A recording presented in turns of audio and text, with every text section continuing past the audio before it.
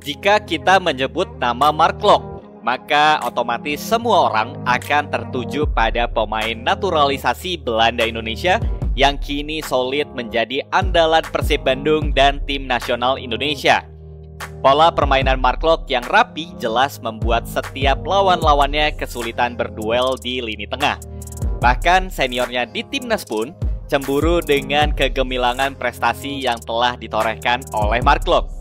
Sampai-sampai di laga Persib melawan Borneo FC di akhir pekan kemarin pun membuat pemain senior ini begitu kesal setelah melihat langsung kehebatan kapten tim Persib ini. Berikut ulasannya hanya di Bola Go Indonesia. Laga Persib Bandung melawan Borneo FC pada lanjutan pekan ke-16 Liga 1 musim ini jelas menjadi sorotan insan sepak bola Indonesia. Selain mempertemukan dua tim papan atas, laga ini juga mempertegas posisi Mark Klok yang sangat luar biasa bermain apik untuk Maung Bandung. Terbukti, Mark Anthony Klok berhasil menyabet predikat Man of the Match pada laga kemarin.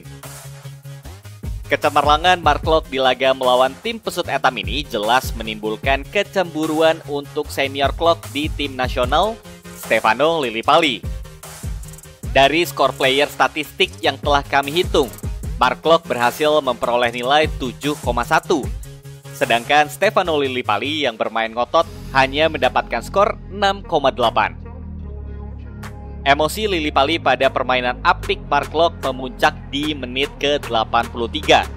Klok yang berhasil menang duel atas kapten Borneo FC ini pun langsung diserang oleh Lillipali. Untungnya pertikaian langsung dilerai oleh Freds Butuan dan wasit Zetman Pangaribuan.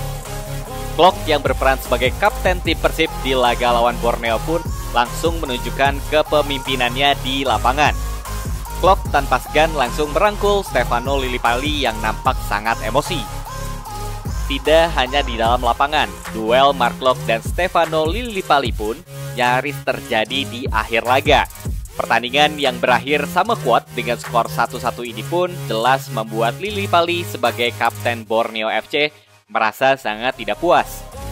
Lillipali sempat menghampiri Victor Igbonevo di bangku cadangan Persib. Namun dengan jiwa yang besar, Klok langsung menghampiri Lillipali yang nampak emosi dan merangkulnya kembali. Sekali lagi, Klok benar-benar menunjukkan diri sebagai pemain profesional dan seperti mengajari seniornya cara menjadi kapten yang baik. Jika kita sedikit membedah statistik antar kedua pemain, Mark Klok memiliki catatan caps 3 kali lebih banyak ketimbang Stefano Lillipali di musim ini. Dengan posisi gelandang tengah, Mark Klok mungkin kalah selisih gol dan assist dari Lillipali yang berposisi gelandang serang atau sayap. Namun perihal kreasi dalam menciptakan peluang serta duel di lini tengah, Mark Klok jelas lebih unggul dari Stefano Lillipali. Aksi temperamental Lillipali kemarin pun jelas menyimpulkan siapa kapten yang lebih unggul di laga Persib melawan Borneo FC kemarin.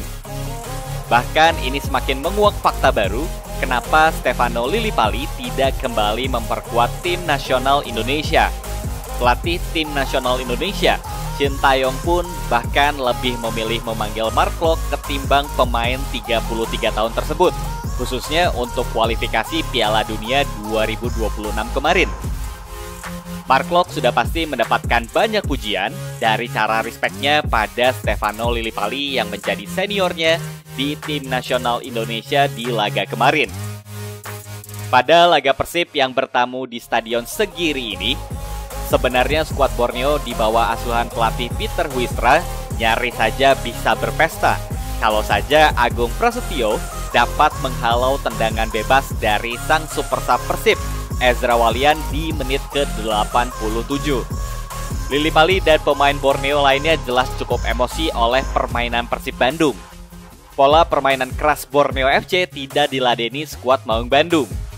Para pemain Persib memilih untuk bermain tenang sambil menciptakan peluang untuk mencetak gol. Dari statistik perhitungan kami, Mark Klok berhasil memenangkan 17 duel di lini tengah. Sedangkan Lillipali cukup jauh dengan 6 kali khususnya di babak kedua. Jelas ketenangan dan kesabaran Persib Dalam membuka peluang serta mencerna strategi Boyan Hodak pun dapat diaplikasikan Mark Klok dan skuad Persib dengan sangat baik.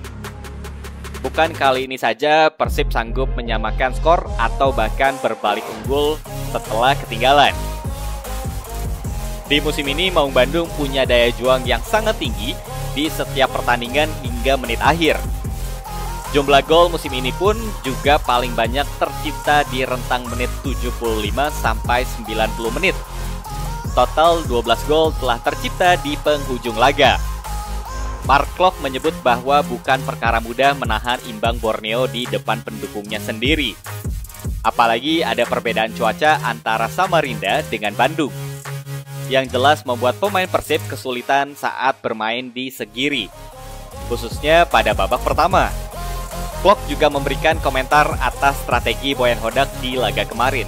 Keberhasilan meraih 1 angka di Segiri yang tidak lepas dari peran pemain pengganti, yaitu Freds Butuan di sektor sayap yang memberikan warna baru karena agresivitas dan kecepatannya, sedangkan Ezra Walian yang membidani lahirnya gol dari tendangan bebasnya. Pelatih Persib Bandung, Boyan Hodak pun menilai skor 1-1 ini merupakan hasil yang cukup adil. Menurutnya tidak mudah mendapatkan poin di Stadion Segiri. Pelatih asal Kroasia ini menjelaskan anak asuhannya pun punya kesempatan memenangkan pertandingan. Apalagi pada babak pertama ada 2 peluang emas yang sayang tidak bisa dimaksimalkan dengan baik. Sebaliknya Persib malah kebobolan pada babak pertama.